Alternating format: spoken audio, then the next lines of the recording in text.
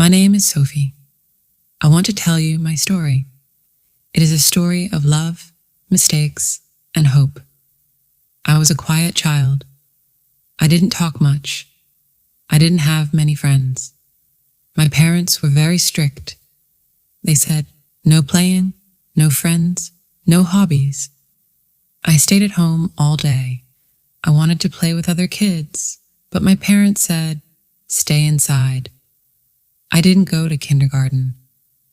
When I started school, I was scared.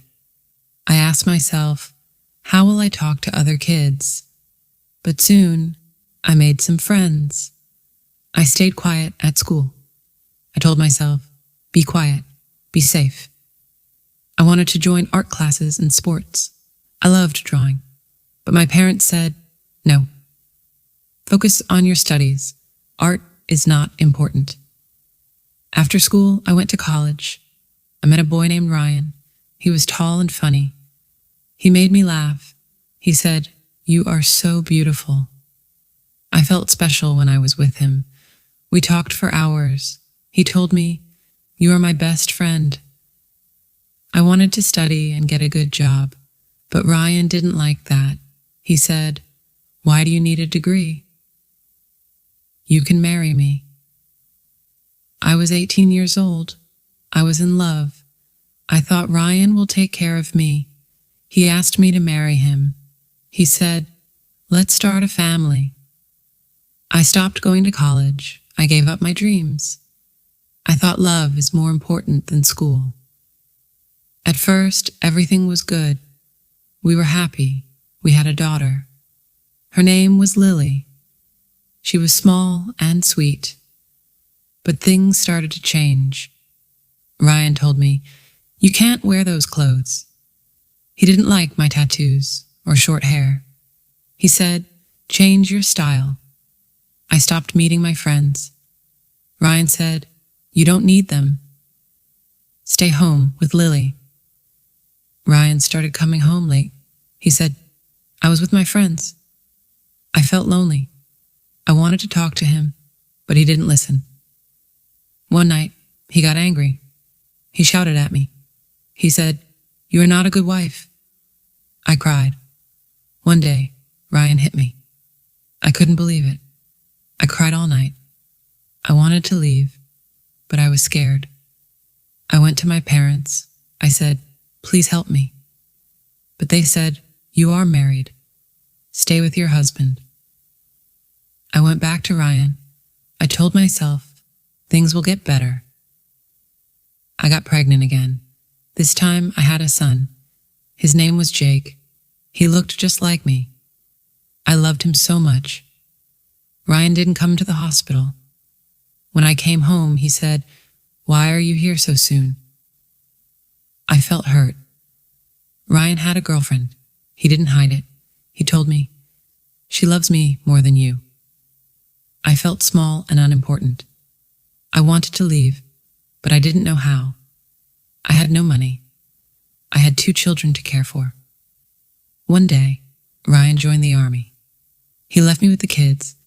He said, you can manage. I cried every day. My father died during this time. My mother moved to another country. I was alone. Ryan called me from the army. He said, I found someone new. I couldn't believe it. I asked, why? He said, I am happier with her. 3 months later, Ryan called again.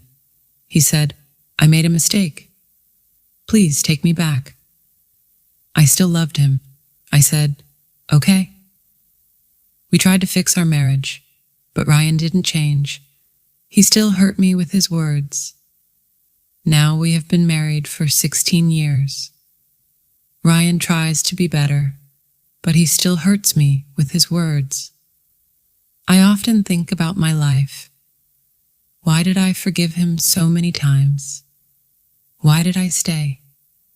I am 33 years old now. I am not the same person I used to be. I am stronger, but I feel tired. Sometimes I feel like I don't exist. I want to believe in a better life.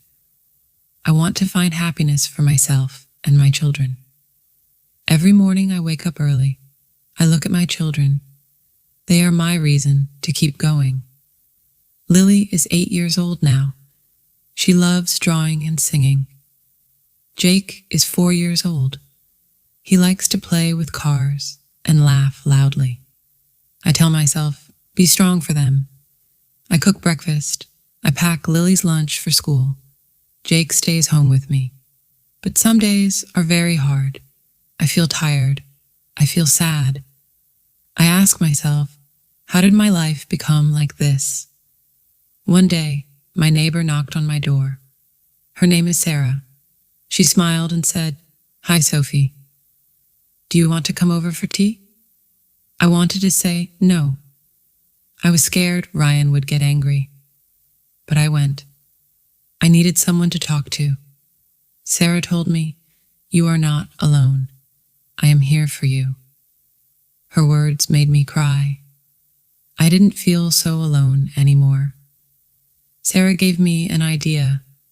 She said, "Why don't you start working from home?" I thought about it. Ryan didn't want me to work outside, but maybe I could do something small. I started baking cakes and selling them.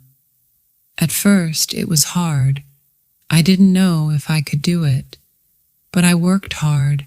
My cakes were good. People started ordering more. For the first time in years, I felt proud of myself. I thought, I can do this. One day, Ryan came home angry. He shouted, "Why are you baking? You don't need to work." I looked at him and said, "I need to do this for me and for the kids. I will not stop."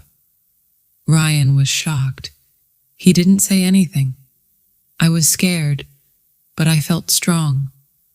Life didn't change overnight.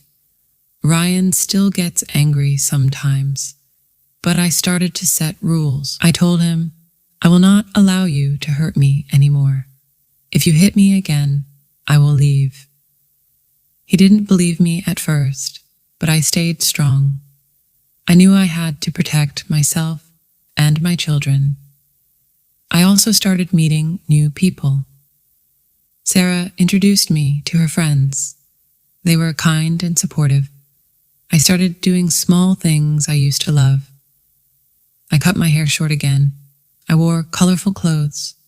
I felt like myself after a long time. Lily said, "Mom, you look so happy." Her words made me smile. Now I am thinking about what I want. I want a safe and happy life for my children. I want to feel free. I don't know if Ryan will ever change, but I know I have changed. I am not the same scared girl I was before. I tell myself, one day you will find peace. I don't know when, but I believe it will happen. If you're reading my story, I want you to know something. You're strong. You can survive hard times. Don't give up on yourself. I hope my story gives someone hope. If you enjoy the story, please like, subscribe, and share.